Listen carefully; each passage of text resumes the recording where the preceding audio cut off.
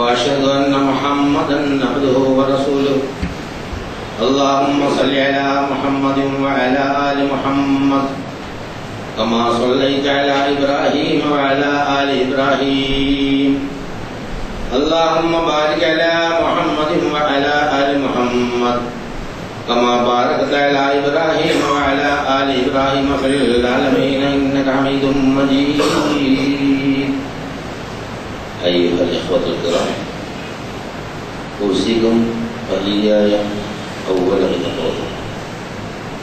أعوذ بالله من الشيطان الرجيم. بسم الله الرحمن الرحيم. نحن خلقناكم فلولا تصدقون. أفرأيتم ما تمنون أنتم تخلقونه أم نحن الخالقون. نحن قدرنا بينكم الموت وما نحن بمسبوقين على أن نبدل أمثالكم وننشئكم بما لا تعلمون. ولقد علمتم النشأة الأولى فلولا تذكرون. أفرأيتم ما تحرثون أنتم تزرعونه أم نحن الزارعون. لو نشاء لجعلناه طعاما فظلتم تفكهون. إنا لمغرمون بل نحن محرومون.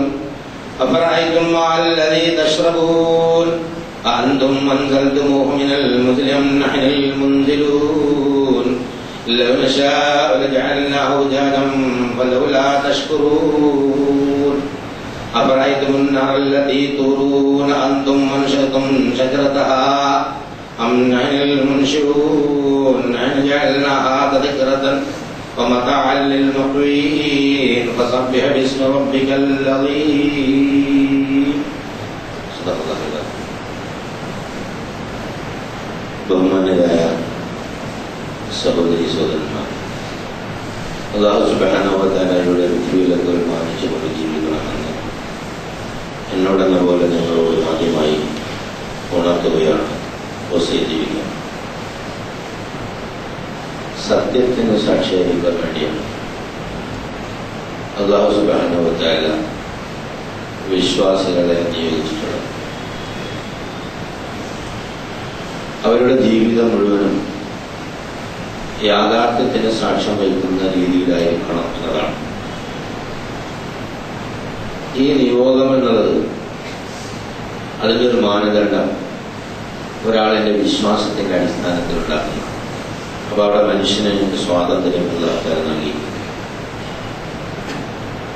വിശ്വസിച്ചിട്ട് അല്ലാഹുവിൻ്റെ അടുത്ത് വന്നാൽ അവൻ ആവശ്യമായ മാർഗദർശനം നൽകാം എന്നാണ് എൻ്റെ വാർത്ത.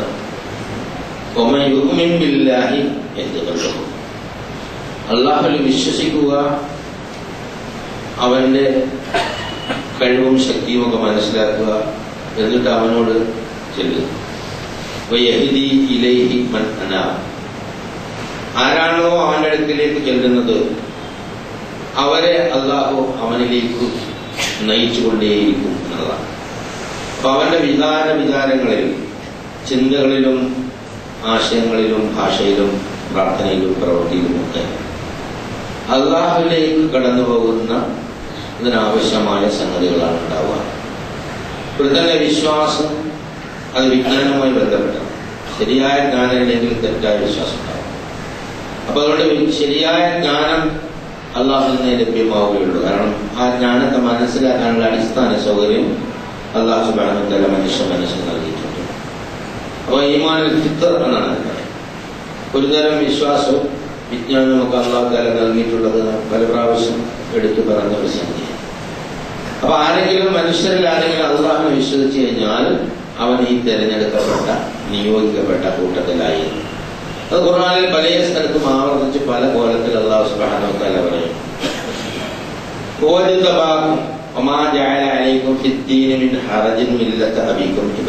അവനാണ് നിങ്ങളെ തിരഞ്ഞെടുത്തത്. തിരഞ്ഞെടുപ്പിന്റെ മാനദണ്ഡം അത് നമ്മൾ തന്നെ അല്ലാഹു തആല നിശ്ചയിച്ച രീതിയിൽ അതിൽ പെടണം എന്നുള്ളതാണ്. അതായത് മനുഷ്യനുള്ള ആകെ സ്വാതന്ത്ര്യം അതാണ്. വിശ്വസിക്കുകയോ നിഷേധിക്കുകയോ ചെയ്യാം. വിശ്വസിച്ചാൽ അവന്റെ മസ്തിഷ്കം അവന്റെ ചിന്താധാര ഒരു രീതിയിൽ പോകും, വിശ്വസിച്ചില്ലെങ്കിൽ വേറെ രീതിയിൽ പോകുന്നത്. അപ്പൊ പ്രവർത്തിക്കുള്ള സമ്പൂർണമായ സ്വാതന്ത്ര്യം മനുഷ്യനില്ല എന്ന് നമുക്ക് മനസ്സിലാക്കാൻ കഴിയും. പെട്ടെന്നത് മനസ്സിലാവില്ല. മനുഷ്യന് പ്രവർത്തി സ്വാതന്ത്ര്യം ഇല്ലെങ്കിൽ പിന്നെ അവനിൽ നിന്ന് വരുന്ന പ്രവർത്തനങ്ങൾക്ക് അവന് ഉത്തരവാദിയാവും എന്നൊരു സാമാന്യ നിലയ്ക്കുള്ള ചോദ്യം ഉണ്ട്. യഥാർത്ഥത്തിൽ പ്രവർത്തനങ്ങൾ ഈ പ്രപഞ്ചത്തിന്റെ അല്ലാഹു സുബ്ഹാനഹു വ തആല നിശ്ചയിച്ച വ്യവസ്ഥയുടെ ഭാഗമായിട്ടാണ്. ഒരാള് കാര്യമായിട്ട് പ്ലാൻ ചെയ്ത് ഒരു നല്ല പ്രവൃത്തി ചെയ്തു, പക്ഷെ റിസൾട്ട് പലപ്പോഴും മോശമായി വരാറുണ്ട്. നമുക്ക് ശ്രദ്ധിച്ചാൽ മനസ്സിലാവും. അപ്പൊ അവിടെ അല്ലാഹു സുബ്ഹാനഹു വ തആല പ്രവൃത്തിയല്ല നോക്കുക, അതിന്റെ നിയ്യത്തിനുണ്ടോ. അതാണ് അടിസ്ഥാനപരം. നിയ്യത്ത് എപ്പോഴും ഈമാനുമായി ബന്ധപ്പെട്ട, ഈമാനോ വിജ്ഞാനവുമായി ബന്ധപ്പെട്ട. ഇതിനൊക്കെ ഓരോന്നിനും ഓരോ തലുണ്ട്. ഒരാളിന്റെ വിശ്വാസം അയാളിന്റെ വിജ്ഞാനവുമായി ബന്ധപ്പെട്ടേ നിൽക്കുള്ളൂ. അതുകൊണ്ടാണ് ആദ്യം വിജ്ഞാനം നടന്നത്, പിന്നെയാണ് അനസ്ത് പിറപ്പിക്കുക, ഞാനല്ലേ നിങ്ങളെ രക്ഷിതാവ് എന്ന് ചോദിച്ചിട്ട് വിശ്വാസം ഉറപ്പിച്ചത്. അപ്പൊ വിശ്വാസവും വിജ്ഞാനവും, ആ വിശ്വാസം ഉണ്ടായി കഴിഞ്ഞാൽ അവന്റെ പിന്നെ അവനെ മാർഗദർശനം ചെയ്യുന്ന പണി അല്ലാഹു സുബ്ഹാനഹു വ തആല ആണ് എടുത്തിട്ടുള്ളത്. ഇപ്പൊ പ്രവർത്തനങ്ങൾക്ക് നമ്മൾ പ്രവർത്തിക്കാൻ പോകുമ്പോ നമുക്കൊന്നും ഒരു കൺട്രോളും ഇല്ല എന്നുള്ളതാണ്.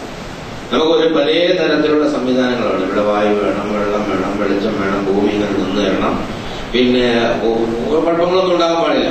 എല്ലാ സംഗതികളും അല്ലാഹു തആല സെറ്റ് ചെയ്ത് തന്നാലേ നമുക്ക് ഈ പ്രവർത്തനം നടത്താൻ പറ്റുള്ളൂ. അപ്പൊ പ്രവർത്തനത്തില് മനുഷ്യനെ സംബന്ധിച്ചിടത്തോളം വളരെ കുറഞ്ഞതാണ് നിയ്യത്താണ്. അപ്പൊ അതിനെ ആഴ്മാലും നിയ്യത്ത്. ഒരാളൊരു സൽക്കർമ്മം ചെയ്തു നിയ്യത്തോടുകൂടി, പക്ഷെ അതിന്റെ അനന്തരഫലം ഒരു ദോഷമായിരുന്നു.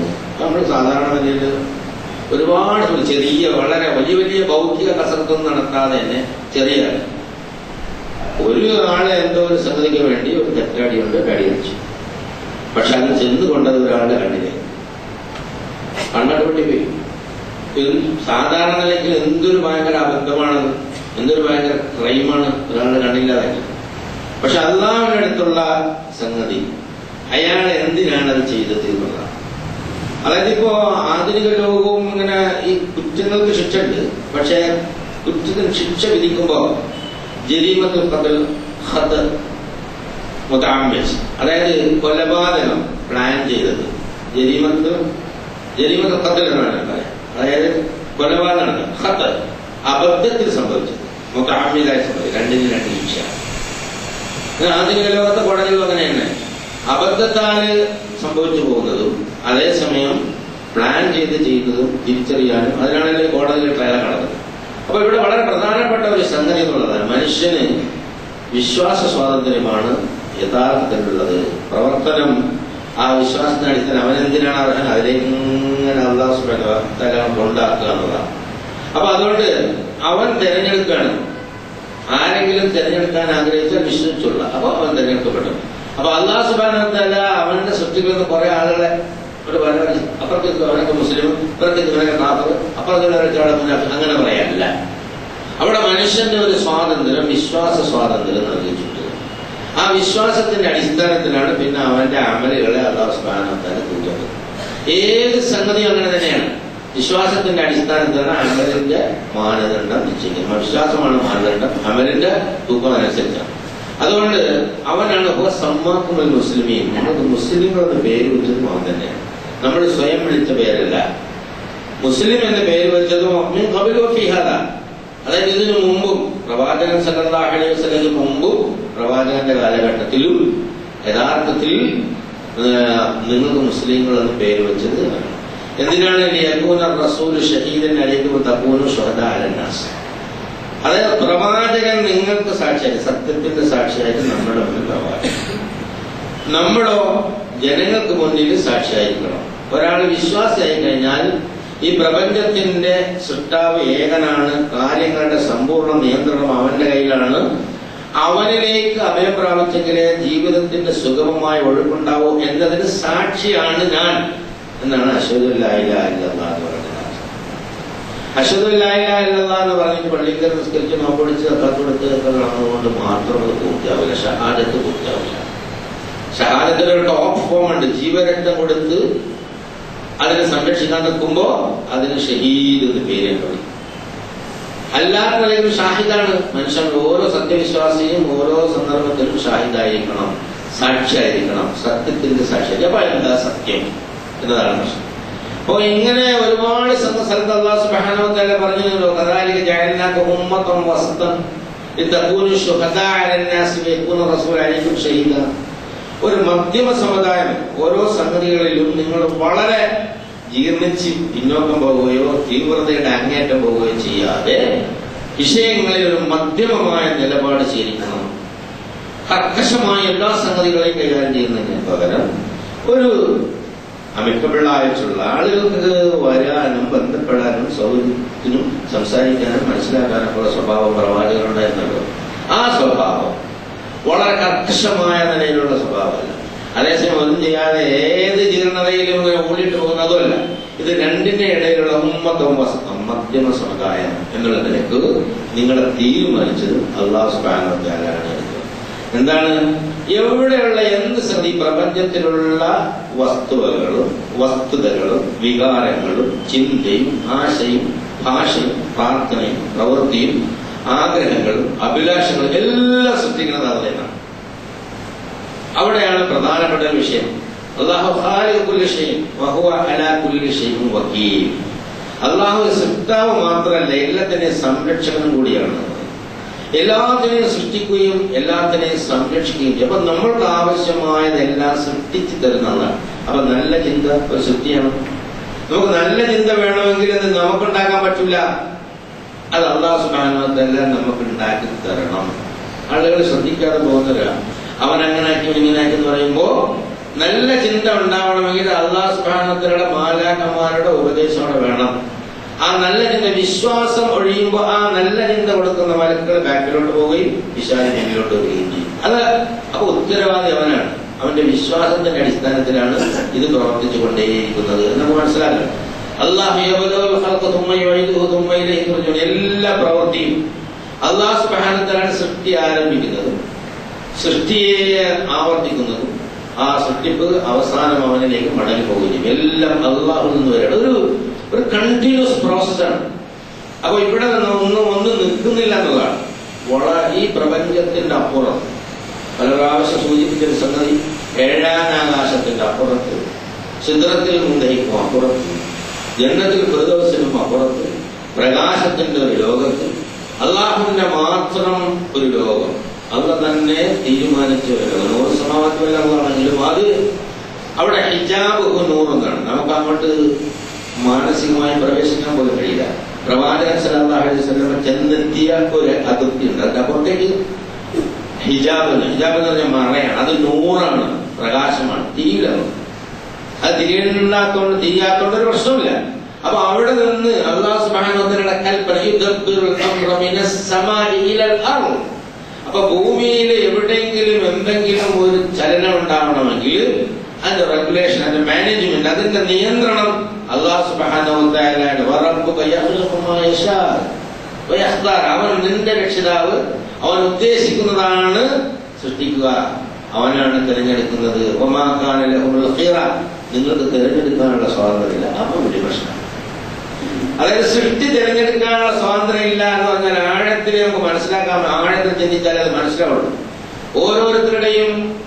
ഓരോരുത്തരിൽ നിന്നും വരുന്ന പ്രവൃത്തി അവർ എത്രമാത്രം ഉത്തരവാദികളാണ് എന്ന് ചോദിച്ചാല്, ഞാൻ നേരത്തെ പറഞ്ഞ മാനദണ്ഡമനുസരിച്ച് ഭൂമിയിൽ വെച്ച് സമ്പൂർണ്ണമായി കണ്ടുപിടിക്കാൻ പറ്റില്ല. കാരണം ഒരാളുടെ മനസ്സുകൊണ്ട് അറിയില്ല. അപ്പൊ അത് സമ്പൂർണ്ണമായി കണ്ടുപിടിക്കാൻ കഴിയുന്ന അള്ളാഹു സുബ്ഹാനഹു വ തആല മാത്രമാണ്. അപ്പൊ ആ അള്ളാഹുവിന്റെ അടുത്താണ് നിയന്ത്രണം. പ്രശ്നമില്ല. അവിടെ നിന്ന് കഴിഞ്ഞാൽ ലോകത്ത് ആരെന്തൊക്കെ ചെയ്താലും സത്യവിശ്വാസത്തിന് പ്രശ്നമോ കോട്ടമോ ഉണ്ടാവാതിരിക്കാനൊക്കെ സാധ്യതയുണ്ട്. അപ്പൊ ഓരോ സന്ദർഭത്തിലും ഉണ്ടാകുന്ന സംഗതികളെ സംബന്ധിച്ച് നമ്മൾ വല്ലാണ്ട് ബേജാറായി കളിക്കേണ്ടതില്ല. നമ്മെ സംബന്ധിച്ചിടത്തോളം അല്ലാഹുവിൽ ഉറച്ച് ദൃഢമായി അവന്റെ നിങ്ങൾ ക്ഷമ പാലിച്ചുകൊണ്ട് അള്ളാഹുവിനോട് പ്രാർത്ഥിച്ചുകൊണ്ട് നിസ്കാരം നടത്തിക്കൊണ്ട് നിങ്ങൾ സഹായം അഭ്യർത്ഥിച്ചുകൊള്ളുക. അള്ളാഹു സുബ്ഹാനഹു വ തആല സംവിധാനം ചെയ്യുന്നതാണ്. കാരണം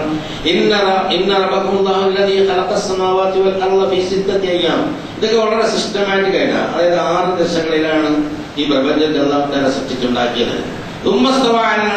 പിന്നെ അവൻ സിംഹാസനാരൂഢനായി എന്നൊക്കെയാണ് മലയാളത്തിൽ പറയാം. പറഞ്ഞാൽ അള്ളാഹ് നമ്മളെ പോലെ ഒരു കസേര ഉണ്ടാക്കി അത് കയറി ഇരുന്നുള്ള അർത്ഥത്തിലല്ല പറയാം. അതായത് സൃഷ്ടിച്ച വസ്തുവിന്റെ നിയന്ത്രണം അവൻ ഏറ്റെടുത്തു, അല്ലെങ്കിൽ ആ നിയന്ത്രണം അവന്റെ കീഴിലാക്കിയതാണ്. കാര്യങ്ങളുടെ കൺട്രോൾ അവനാണ്. ഇപ്പൊ ഇവിടെ നമ്മുടെ ദൈനംദിന ജീവിതമായിട്ട് ഈ ആയത്തെ അങ്ങനെ ബന്ധപ്പെട്ടിരിക്കുന്നു എന്നുള്ളതാണ് വളരെ പ്രധാന ലക്ഷ്യം. നമ്മൾക്ക് ഓരോ സന്ദർഭങ്ങളിലും ഓരോന്ന് തോന്നും, ഓരോ കാര്യം ചെയ്യാൻ തോന്നും. ചിലത് നമ്മൾ ചെയ്യാൻ പോയാൽ സഹായം കിട്ടും, വിജയിക്കുകയും ചെയ്യും. ചിലത് എത്ര സഹായം ഉണ്ടായാലും വിജയിക്കില്ല. അപ്പൊ ഇതൊന്നും വെറുതെ നടക്കുന്നതല്ല. എല്ലാ സംഗതികളും അത് അല്ലാഹു സുബ്ഹാനഹു വ തആല നടത്തുന്നു. അപ്പൊ അതുകൊണ്ട് കാര്യങ്ങൾ നടത്തി കിട്ടാൻ അവനോടാണ് ചെല്ലേണ്ടത്.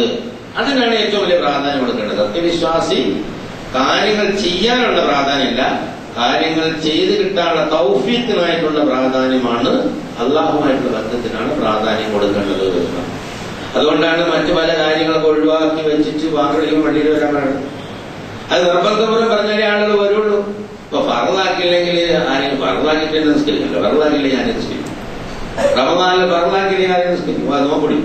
അപ്പൊ ഫർളാക്കി ഇങ്ങനെ വെച്ചത് അല്ലാഹ് എന്തെങ്കിലും ഒരു കാര്യം കിട്ടാനൊന്നുമല്ല. നമ്മളെ സംബന്ധിച്ചിടത്തോളം നമ്മുടെ ജീവിതത്തിന്റെ വിജയത്തിന് ആവശ്യമായ സംഗതികൾ അല്ലാഹു തആല ചെയ്തു തരുന്നതിന് നമ്മൾ പോയി റിക്വസ്റ്റ് നടത്തണം, അപേക്ഷ നടത്തണം, യാചന നടത്തുക.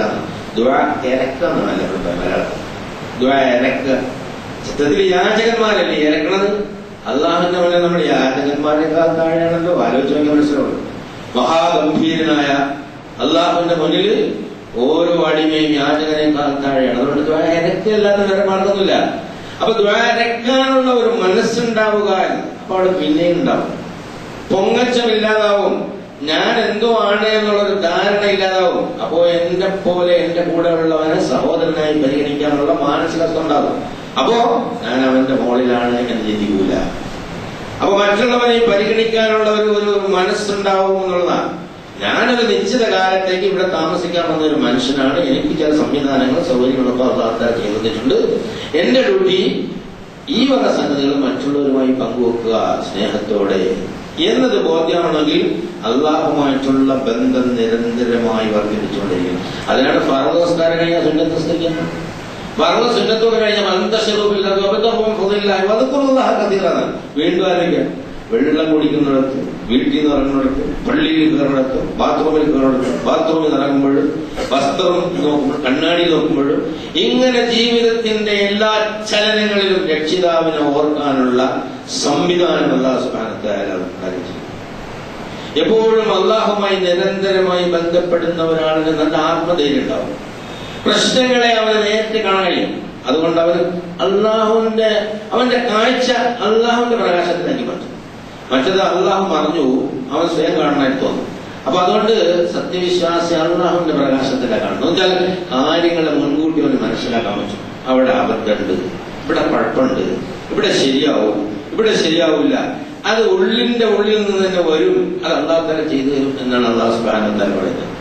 അപ്പൊ അതുകൊണ്ട് ഈ കാര്യങ്ങളൊക്കെ നടക്കുന്നത് നിങ്ങൾ വിചാരിച്ചതുകൊണ്ടോ നിങ്ങളെ അധ്വാനം കൊണ്ടോ ഒന്നും അല്ല. വളരെ ലളിതമായ കുറെ കാരണം. വളരെ ആഴത്തിൽ പോയിച്ച് ഭൗതിക കസരത്ത് നടത്താനോ അല്ലെങ്കിൽ തത്വശാസ്ത്രത്തിന്റെ അഗാധങ്ങളിൽ ഊളിയിട്ടിട്ട് മനസ്സ് കൊണ്ടാക്കാനൊന്നും അല്ല. യഥാർത്ഥത്തിൽ മനുഷ്യന്റെ ചിരപരിചിതമായ കുറെ കാര്യങ്ങളെ എടുത്ത് ഉദ്ധരിച്ചുകൊണ്ട് ഒരു സൂറത്തിലൂടെ അല്ലാഹു സുബ്ഹാനഹു വ തആല ഒരുപാട് സംഗതികൾ സൂറത്തുൽ വാഖിഅയാണ്. ദാരിദ്ര്യം അകറ്റാൻ സൂറത്തുൽ വാഖിഅ ഓതാൻ റസൂലുള്ളാഹി സ്വല്ലല്ലാഹു അലൈഹി വസല്ലം അബ്ദുല്ലാഹി ഇബ്നു മസ്ഊദ് ഗവർണറായിരുന്നു. ഉസ്മാനുമായിട്ട് എന്തോ ചെറിയ അഭിപ്രായ ഗവർണർ സ്ഥാനം ഒഴിഞ്ഞുപോയി. മാസത്തിന്റെ ഏതാണ്ട് അവസാനത്തെ ആഴ്ചയിലാണ് ഒഴിഞ്ഞുപോയി. അപ്പൊ അദ്ദേഹം മരിക്കാൻ സമയത്ത് ഉസ്മാനും പോയിട്ട് കണ്ട്. അപ്പൊ മസൂദേ, നിങ്ങൾ ഗവർണറായിരുന്ന കാലത്ത് കുറച്ച് പൈസ ബാക്കിയുണ്ടല്ലോ, അത് തരാം എന്ന് പറഞ്ഞു. ഖലീഫ പറഞ്ഞു. അപ്പൊ അദ്ദേഹം പറഞ്ഞു, എനിക്കതിന്റെ ആവശ്യമില്ല. അള്ളാഹുവിന്റെ റസൂല് പറഞ്ഞിട്ടുണ്ട്, നിങ്ങൾക്ക് രണ്ടു പെൺകുട്ടികളാണല്ലോ, അള്ളാഹുവിന്റെ റസൂല് പറഞ്ഞിട്ടുണ്ട് ദാരിദ്ര്യമില്ലാതിരിക്കാൻ സൂറത്തുൽ വാഖിയ, ഞാനും എന്റെ പെൺകുട്ടികളും രാത്രിയിൽ സൂറത്തുൽ വാഖിയ ഓതുന്നുണ്ട്, അതുകൊണ്ട് ഇന്ന് വരെ ദാരിദ്ര്യം ഉണ്ടായിട്ടില്ല. ഖലീഫ പൈസ കയ്യിൽ വെച്ചു കഴിഞ്ഞു എന്ന് പറഞ്ഞാല് അതിനായിട്ടുള്ള ഒരു വേറെ ഒരു സംഭവം. ഇത് അവിടെയും പ്രധാനപ്പെട്ട എനിക്കാ പോകുന്നത് ആളൊന്നും കയ്യില്ല. അപ്പൊ പോലും അള്ളാഹുവിന്റെ റസൂല് പറഞ്ഞിരിക്കുന്നു ജീവിതത്തിൽ ദാരിദ്ര്യം ഉണ്ടാവാതിരിക്കാൻ ഇദാ വഖഅത്തുൽ വാഖിയ ഓതുക എന്ന ആ വിശ്വാസത്തിന്റെ ഒരു ദൃഢത. ഒരു സഹാബി, റസൂലിൽ പഠിച്ച ഒരു സഹാബി അദ്ദേഹത്തിന്റെ ജീവിതത്തിൽ പകർത്തി നമുക്ക് കാണിച്ചില്ല. അപ്പൊ നമുക്കത് സാധിക്കുമോ എന്നുള്ളതാണ്. നിങ്ങളെ ദാരിദ്ര്യം പിടിക്കാതിരിക്കാൻ, ആ ദാരിദ്ര്യം പിടിക്കാതിരിക്കാൻ പറഞ്ഞ ആ സൂറത്തിൽ അല്ലാഹു സുബ്ഹാനഹു വ തആല ആഴത്തിൽ കുറെ സംഗതികൾ പറയും. ഞാനാണ് നിങ്ങളെ സൃഷ്ടിച്ചത്, നിങ്ങളെന്താ സത്യപ്പെടുത്തുന്നില്ലേ? നിങ്ങളാണ് നിങ്ങൾ ഉണ്ടാക്കി വളർത്തുന്നതെന്നാണോ? നിങ്ങൾ വാപ്പുണ്ടാക്കിയിട്ട് നിങ്ങൾ സ്വയം വളരാണെന്ന് വിചാരിക്കുന്നുണ്ടോ?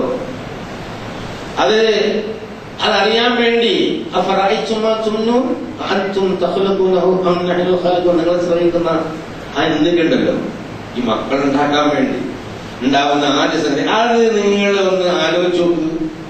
അങ്ങനെ ഉണ്ടാക്കാൻ പറ്റും. ശ്രമൺ ഭയങ്കര അത്ഭുതമാണ്. അതിന്റെ കോൺസ്റ്റിറ്റ്യൂഷൻ ആലോചിച്ച് നോക്ക്. ബില്ലുകളാണ് അത് എക്സും വൈയും ഒക്കെ ചേർത്തിട്ടുള്ള അതിന്റെ സംവിധാനം. അതിങ്ങനെ അല്ലാഹു സുബ്ഹാനഹു വ തആല പല കോലത്തിൽ പല സ്ഥലത്ത് അല്ലാഹു സുബ്ഹാനഹു വ തആല പറയുന്നുണ്ട് എന്നുള്ളതാണ്. وَلَقَدْ خَلَقْنَا الْإِنسَانَ مِنْ سُلَالَةٍ مِنْ طِينٍ ثُمَّ جَعَلْنَاهُ نُطْفَةً فِي قَرَارٍ مَكِينٍ ثُمَّ خَلَقْنَا النُّطْفَةَ عَلَقَةً فَخَلَقْنَا الْعَلَقَةَ مُضْغَةً فَخَلَقْنَا الْمُضْغَةَ عِظَامًا فَكَسَوْنَا الْعِظَامَ لَحْمًا ثم أنشأناه خلقا آخر فتبارك الله أحسن الخالقين. അത് ഞാന് കളിമണ്ണിന്റെ സത്യം ഉണ്ടാക്കിയതാണ്. ഈ ശ്രമണും കളിമണ്ണിന്റെ സത്യം കൂടി ആഴത്തിൽ ഗവേഷണം നടത്തി നോക്കുമ്പോൾ മനസ്സിലാവും. നമ്മളെ സാധാരണ പഠനത്തിൽ മനസ്സിലാവില്ല. ഇത് വളരെ ആഴത്തിലെത്തും. ഇതിലുണ്ടായിരിക്കുന്ന പല സംഗതികളും ഈ ഭൂമിയിലുണ്ടാ മൂലകളും അതിന്റെ അടിസ്ഥാനവും അതിലേക്ക് പോയി കഴിയുമ്പോ അത് മനസ്സിലാവും. ഇത് അവിടെ തന്നെയാണ് വന്നത്. നമ്മളാരും കണ്ടിട്ടില്ലല്ലേ? നമ്മളെ വീട്ടിലൊക്കെ പെണ്ണുങ്ങൾ പ്രസവിച്ചിട്ടാ കുട്ടികളുണ്ടാവണം. മണ്ണുണ്ടാക്കിയ കുട്ടികളെ നമ്മൾ കണ്ടിട്ടില്ല. പക്ഷെ അല്ലാഹു സുബ്ഹാനഹു വ തആല പറഞ്ഞിട്ട് ആ മണ്ണുണ്ടാക്കി 11-12 സ്ഥലത്ത് ഖുർആനിൽ എടുത്തെടുത്ത് പറയുന്നുണ്ട്. അപ്പോ അതിന്റെ ആ സീക്വൻസും വിശദീകരിക്കുന്നുണ്ട്. അത് നാം ഒരു നുത്ഫയാക്കി, അതായത് ബീജമാക്കി, എന്നിട്ട് അതിനെ ഞാനൊരു നല്ല ഭദ്രമായ സ്ഥാനത്ത് സൂക്ഷിച്ചു, ഖറാറിമാക്കി. പിന്നെ അതിനെ നാം ഭ്രൂണമാക്കി, പിന്നെ അതിനെ നാം ഒട്ടിപ്പിടിക്കുന്ന സാധനമാക്കി, പിന്നെ നാം അതിനെ എല്ലാക്കി, പിന്നെ എല്ലിനെ മാംസം കൊണ്ട് പൊതിഞ്ഞു, പിന്നെ ഒരു പുതിയ സൃഷ്ടിയാക്കി. എന്നിട്ട് എന്താ പറയാ, സ്വയം ഫതബാരകല്ലാഹു അഹ്സനുൽ ഖാലിഖീൻ. ഈ സൃഷ്ടിച്ചുണ്ടാക്കിയ സൃഷ്ടാവ് എത്ര മഹോന്നതനാണ് നിങ്ങൾക്ക് മനസ്സിലായില്ലേ എന്ന് പറയാം.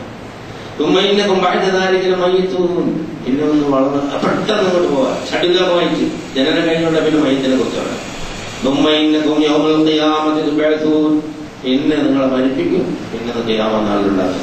ഇത് നോക്ക്, ഇതിൽ നിങ്ങൾ എന്ന് പറയുന്ന സംഗതി ടോട്ടലി എന്റെ കൺട്രോളിൽ പോകുന്ന ഒരു സാധനമല്ലേ? നിങ്ങളായിട്ടാണോ അത്? അല്ല എന്ന് പറഞ്ഞിട്ട് അത് നമ്മളെ കുറിച്ച് ചിന്തിക്കാൻ പറയാം. നമ്മളുണ്ടാക്കുന്ന ശ്രമൺ ജഡ്ജ് ചെയ്യുന്ന ശ്രമം എന്ന് പറയും, ഉണ്ടാക്കുന്നതെന്ന് പറയില്ല. അത് ഉണ്ടാക്കിയത് നിങ്ങളാണോ നാമാണോ?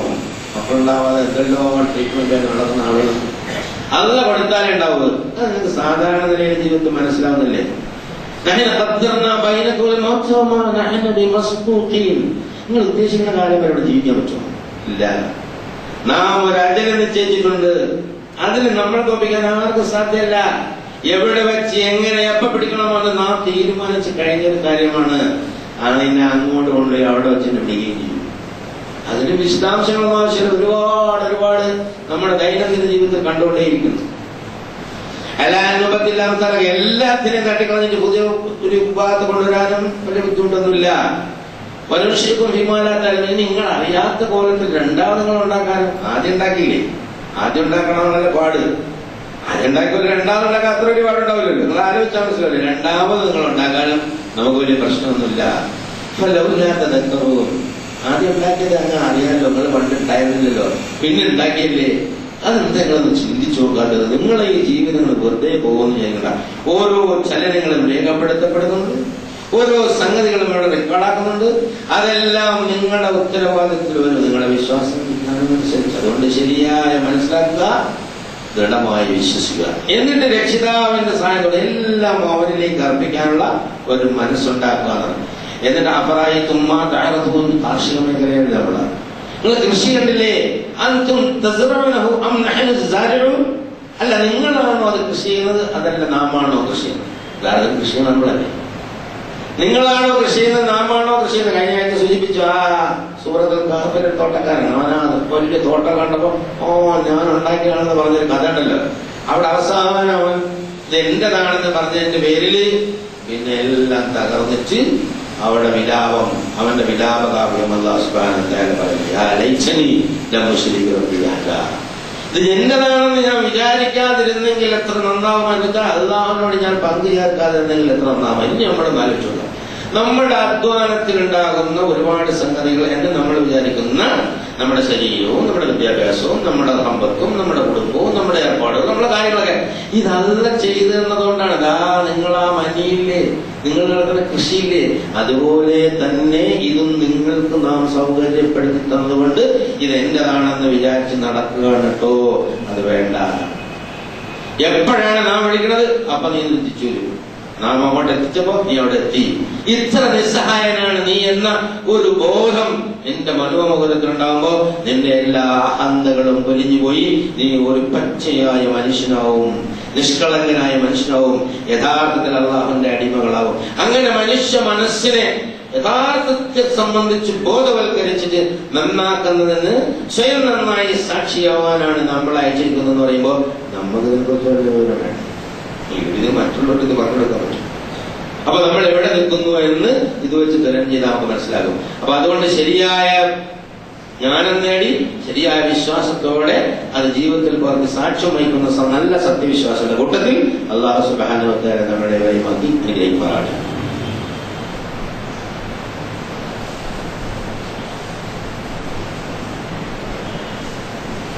അൽഹംദുലില്ലാഹ് الحمد لله حمدا كثيرا طيبا مباركا ينبغي لجلال وجهه وعظيم سلطانه سبحانك لا نزيدنا كما أثنيت نفسه لك الحمد حتى ترضى اللهم صل على محمد وعلى آل محمد كما صليت على إبراهيم وعلى آل إبراهيم في العالمين إنك حميد مجيد أيها الأخوة الأحباب أوصيكم وإياي أن يتقوا الله. ഒരിക്കൽ കൂടി അല്ലാഹു സുബ്ഹാനഹു വ തആലയുടെ നിർദ്ദേശങ്ങൾ സൂക്ഷിക്കുകയാണ്. എന്നോടെന്ന പോലെ നിങ്ങളോട് വളരെ സാധാരണമായി നമ്മൾ അനുഭവിച്ചു കൊണ്ടിരിക്കുന്ന സംഗതികളെ എടുത്തിട്ട് നമ്മളെ ചിന്തിപ്പിക്കുന്ന തരത്തിൽ ആഴത്തിൽ പറയുന്നത് ഖുർആന്റെ ഒരു സാധാരണ ശൈലിയാണ്. അനിതര സാധാരണമായ ഖുർആന്റെ ലാളിത്യത്തിന്റെ മനോഹാരിത ഇത്തരം ചിത്രീകരണത്തിൽ നമുക്ക് യഥാർത്ഥം കാണാൻ കഴിയും. വെള്ളത്തിന്റെ കാര്യം പറയുമ്പോൾ അഫ്രായിസൂരും എന്ന് പറഞ്ഞു കൃഷി. ഇനി ഉടനെ ആ കൃഷിയെ ഒന്ന് ലേശം ഒന്ന് സംബന്ധിച്ചൊന്ന് സൂചിപ്പിക്കാം.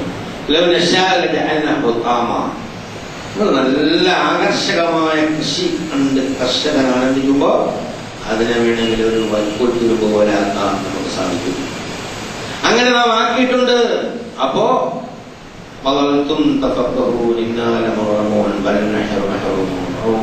ഞങ്ങൾ കടക്കണിയിൽ പെട്ടുപോയി, ഉപജീവനം തടയപ്പെട്ടു പോയി എന്ന് ഇങ്ങനെ അന്തം വിട്ട് കീഴ്ന്ന് നിലവിളിച്ചു കൊണ്ടിരിക്കുന്നവരുണ്ടാവും.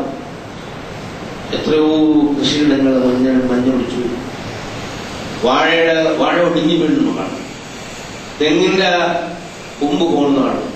ഇങ്ങനെ എന്തെല്ലാം തരുന്നത് ജീവിതത്തിൽ ഒരുപാട് കാലത്ത് സംഭവിക്കും, നമ്മുടെ മുറ്റത്തും സംഭവിക്കുന്നു. അത് നാം നേരെയാക്കാൻ വിചാരിച്ചാൽ നേരെയാക്കി, അതല്ലാതെ തകരാറിലാക്കാമെന്ന് വെച്ചാൽ നീ വളരെ താല്പര്യത്തോടെ ചെയ്തു വരുമ്പോ അതിനെ ഞാൻ ഇങ്ങനെ ഒന്ന് ബാധിപ്പിച്ചാൽ നീ നിലവിളിക്കുന്നത് നിന്റെ വിലാപം നമുക്ക് കാണാൻ സാധിക്കുന്നതാണ്. ഇനി കുറച്ചുകൂടി ആഴത്തിലാ അഫറഅയ്തും മാ അല്ലദീ തശ്റബൂൻ, നിങ്ങൾ കുടിക്കുന്ന വെള്ളത്തെ കുറിച്ച് അൻതും അൻസൽതുമുഹു മിനൽ മുസ്ലി അം നഹ്നുൽ മുൻസിലൂൻ ലൗ നശാഉ ലജഅൽനാഹു ജാദൻ ഫലലാ തഷ്കുറൂൻ. വല്ലാത്ത ചോദ്യമാണ്. നിങ്ങൾ കുടിക്കുന്ന വെള്ളം നാം ഉദ്ദേശിച്ചെങ്കിൽ അത് ചവർപ്പുള്ളവളാണ് അല്ലേ? ചവർപ്പുള്ളവള. അപ്പൊ കുടിവെള്ളത്തിന് വലിയ പ്രശ്നം, കുടിവെള്ളത്തിന് ഭയങ്കര പ്രശ്നം. കുടിവെള്ളം പരിഹരിക്കാൻ എന്ത് ചെയ്യുമ്പോൾ ഭൂമിയിലവിടെ കുളിച്ചു പോകും. ഭൂമിയുടെ വെള്ളം താഴ്ന്നുകൊണ്ടേയിരിക്കും. ഹിമാലയ പല സ്ഥലത്തുള്ള ഹിമമുണ്ട്, അതായത് മഞ്ഞുണ്ട്, അതൊക്കെ കെട്ടി വെച്ച് കൊണ്ടൊന്നും ചെയ്യാൻ പറ്റും. ഭയങ്കര ചെലവ് അസാധ്യമല്ല. കുടിവെള്ളം മുട്ടിക്കൊണ്ടേയിരിക്കുന്നു പല സ്ഥലത്തും. അപ്പൊ വളരെ വലിയ പ്രശ്നമാണ്. നിങ്ങൾ ആ വെള്ളത്തെ കുറിച്ച് ചിന്തിച്ചു നോക്കൂ. അതായത് അദ്ബുൻ ഫുറാത്തുൻ മിൽഹുൻ ഉജാജ്, നല്ല സ്വാദിഷ്ടമായ കുടിവെള്ളം, ചവർപ്പുള്ള ഉപ്പുവെള്ളവും നാം ഉണ്ടാക്കിയിട്ടുണ്ട്. ഇങ്ങോട്ട് പോയി യൂഫ്രട്ടീസിന്റെ താഴ്വര, ഷാർട്ടിൽ അറബിലുണ്ട്, ന്യൂയോർലൻസിന്റെ മറ്റേ വടക്കേ ഇന്ത്യയുടെ ഭാഗത്തുണ്ട്, ഏഴിമല ആ സ്ഥലത്തുണ്ട്, കടലിൽ തന്നെ ശുദ്ധവെള്ളം. അപ്പൊ ഈ നല്ല ഉപ്പുവെള്ളത്തിന്റെ ഉള്ളിൽ ശുദ്ധവെള്ളം, ഇത് നിങ്ങൾക്കൊന്ന് ചിന്തിക്കാൻ പറ്റില്ലേ? നിങ്ങൾ സ്വാദിഷ്ടമായ വെള്ളം കുടിക്കുന്നില്ലേ? അപ്പോ എന്തുകൊണ്ട് പലവല്ലാ തഷ്കുറുകളും നന്ദി രേഖപ്പെടുത്തിക്കൂടെ? വളരെ മനുഷ്യന്റെ ഹൃദയത്തെ പിടിച്ചു കുലിക്കുന്ന ഒരു സാധനം. നിങ്ങൾ വളരെ കാര്യമായി കുടിച്ചു വിടുന്നുണ്ടല്ലോ. ഒരു ദിവസം വെള്ളം കിട്ടാനെന്നാണ് സ്ഥിതി എന്താ? 24 മണിക്കൂർ വെള്ളം കിട്ടാൻ തന്നെ തളർന്നു. ഒരു 3-4 ദിവസം വെള്ളം കിട്ടാൻ മരിക്കും. മാക്സിമം മനുഷ്യന് ശാസ്ത്രകാരന്മാർ പറയുന്നത് വെള്ളം കിട്ടാതെ 7 ദിവസം ജീവിക്കും, ഭക്ഷണം കിട്ടാതെ 30 ദിവസം ജീവിക്കും. ഉള്ള വെള്ളം അത് അവരെ ഗവേഷണത്തിൽ പറയാം. അപ്പൊ ഒരു ദിവസം വെള്ളം കിട്ടാതിരുന്നാൽ ആ വെള്ളം നിങ്ങൾക്ക് നാം ഇറക്കിത്തരുന്നത് നിങ്ങളാണോ അത് ഇറക്കുന്നത് എന്ന് അല്ലാഹു സുബ്ഹാനഹു വ തആല ചോദിക്കുന്നത്. അൻസൽതുമൂഹു മിനൽ മുസ്ലി അം നഹ്നുൽ മുൻസിലൂൻ. ഇത് ഓതുവാക്കായി തോന്നാൻ പറഞ്ഞ് വെറുതെ കേട്ടോ. അത് ഓതുമോ ഹൃദയത്തിൽ ഒന്ന് പൊള്ളു. നീ കുടിക്കുന്ന വെള്ളം അതിന്റെ ഖജാനയായ മേഘത്തിൽ നിന്ന് ഇറക്കിയത് നീയാണോ അതോ നാമാണോ? വെള്ളം എടുക്കുമ്പോൾ കൈവറക്കും, കണ്ണു നിറയും. അങ്ങനെ ആഴത്തിൽ മനുഷ്യന്റെ ഹൃദയത്തെ ഇങ്ങനെ സ്പർശിച്ചുകൊണ്ട് അല്ലാഹു സുബ്ഹാനഹു വ തആല നിത്യജീവിതത്തിലെ ഓരോ സംഭവങ്ങളെയും എഴുതി തിരിച്ചുകൊണ്ടാണ് സൂറത്തുൽ വാഖിഅ പുരോഗമിച്ചുകൊണ്ടിരിക്കുന്നത്. അത് നമ്മുടെ മനസ്സിനെ പിടിച്ചുകൊള്ളും. അപ്പോ പിശാചായിട്ട് മാറും, മലക്കളുടെ സഹായം ഉണ്ടാവും, മനസ്സ് ശുദ്ധമാവും, ലളിത ജീവിതത്തിന്റെ, ലളിത ഹൃദയത്തിന്റെ, വിനയമുള്ള ഹൃദയത്തിന്റെ ഉടമയായി മാറും. അതിനാണ് അള്ളാഹുവിനോട് നിരന്തരമായി ബന്ധപ്പെട്ടുകൊണ്ടിരിക്കുന്നത്. ഓരോരുത്തരുടെ ശുദ്ധീകരണം നമ്മൾ വലിയ അന്താരാഷ്ട്ര വിഷയങ്ങളൊക്കെ പറയാം, ഒരുപാട് സംഗതി. പക്ഷെ വൈയക്തികമായ ശുദ്ധീകരണം, നല്ല വ്യക്തിയാണല്ലോ നല്ല സമൂഹം, വൈയക്തികമായ ശുദ്ധീകരണം വളരെ ആഴത്തിൽ നടത്തിയെങ്കിലേ നമുക്ക് തന്നെ നമ്മളൊരു മനുഷ്യനാക്കി എടുക്കാൻ പറ്റുള്ളൂ. അല്ലെങ്കിൽ നമ്മൾ മനുഷ്യനും മൃഗവും അല്ലെങ്കിൽ വിശാഖയും കൂടെ ചേർന്ന ഒരു രൂപത്തിലായിരിക്കും പെരുമാറുക എന്നുള്ളത് സ്വന്തമെന്ന് മനസ്സിലാക്കിക്കോളണം. ഞാനും നിങ്ങളും ഇത് മനസ്സിലാക്കി ജീവിക്കുന്ന ആളുകളുടെ കൂട്ടത്തിലാണ് പെടേണ്ടത്. അങ്ങനെ ഉത്തമരായ സത്യവിശ്വാസികൾപ്പെടുത്തി അല്ലാഹു സുബ്ഹാനഹു വ തആല നമ്മളെയും വിജയിപ്പിക്കുമാറാകട്ടെ. ഇന്നല്ലാഹ മലായികതഹു യുസല്ലൂന അലൻ നബി യാ അയ്യുഹല്ലദീന ആമനൂ സല്ലു അലൈഹി വസല്ലിമു തസ്ലീമാ. اللهم صل على محمد وعلى ال محمد كما صليت على ابراهيم وعلى ال ابراهيم في العالمين انك حميد مجيد. اللهم ارض عن ابو بكر وعمر وعثمان وعلي حمزة والعباس والحسن والحسين ومن بقية اصحاب رسول الله اجمعين. കാരുണ്യവാനായ തമ്പുരാനെ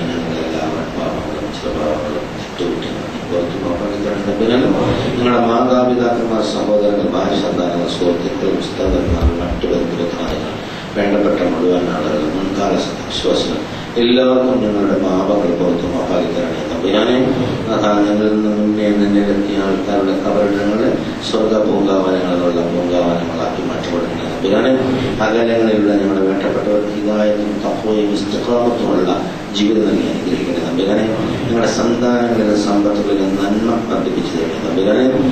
ഞങ്ങളുടെ പ്രവർത്തികളിൽ ഹൈറും ബർക്കത്തും തമ്പുരാനെ. ഞങ്ങളുടെ ആരോഗ്യം നീ സംരക്ഷിക്കണേ തമ്പുരാനെ. ശത്രുക്കളിൽ നീ ഞങ്ങളെ കാക്കണേ തമ്പുരാനെ. ഞങ്ങളിലുള്ള രോഗികളുടെ രോഗങ്ങളെല്ലാം നശിപ്പിക്കാതിരുന്നേ തമ്പുരാനെ. ആവശ്യക്കാരുടെ ആവശ്യങ്ങൾ നീയാണ് ഏറ്റവും നന്നായി അറിയുന്നത്. ആ ആവശ്യങ്ങളെല്ലാം കൃത്യമായി പൂർത്തീകരിച്ചു കൊടുക്കണേ തമ്പുരാനെ. ഞങ്ങൾക്ക് സംതൃപ്തമായ ഒരു ജീവിതം നൽകണേ ആഖിറത്തിലേക്കുള്ള സംതൃപ്തി ലക്ഷ്യമിച്ചുകൊണ്ട് പ്രാർത്ഥനാനിരതമായ ഒരു മനസ്സുമായി ജീവിക്കാനുള്ള തൗഫീഖ് നൽകണേ തമ്പുരാനെ. അങ്ങനെ ശാന്തമായി ജീവിച്ച് ശാന്തമായി മരിച്ചതിനേക്ക് വരാനുള്ള തൗഫീഖ് നൽകണേ തമ്പുരാനെ. സകറാത്തുൽ മൗത്തിന്റെ വേദന ഞങ്ങൾക്ക് ആശ്വാസപ്രദമാക്കി തരണേ തമ്പുരാനെ. ഞങ്ങളുടെ ഖബറിടങ്ങളെ പ്രകാശപൂരിതങ്ങളാക്കി മാറ്റണേ തമ്പുരാനെ. മഹ്ശറിൽ ഞങ്ങളെ സഹായിക്കണേ നാഥ. നരകശിക്ഷയിൽ ഞങ്ങളെ കാക്കണേ തമ്പുരാനെ. സ്വർഗത്തിൽ ഫിർദൗസിൽ നിന്റെ ലിഖാഹ് നൽകി ഞങ്ങളെ അനുഗ്രഹിക്കണേ നാഥ. അതിനുവേണ്ടി എപ്പോഴും പ്രവർത്തിക്കാനും പ്രാർത്ഥിക്കാനും തൗഫീഖ് നൽകണേ നാഥ. ഈ പ്രാർത്ഥന സ്വീകരിച്ചു തരം തരണേ തമ്പുരാനെ. അല്ലാഹുവേ, ഇത് കട്ടാതെ സ്വീകരിച്ചു തരം നൽകണേ തമ്പുരാനെ. اللهم اغفر للمؤمنين والمؤمنات والمسلمين والمسلمات والأحياء منهم والأموات. اللهم أعز الإسلام والمسلمين. اللهم أعز الإسلام والمسلمين. اللهم انصر أعمال المجاهدين في كل أماكن الأرض يا أرحم الراحمين. ربنا تقبل منا دعاءنا وتب علينا إنك أنت التواب الرحيم. ربنا آتنا في الدنيا حسنة وفي الآخرة حسنة وقنا عذاب النار. وآخر دعوانا الحمد لله رب العالمين.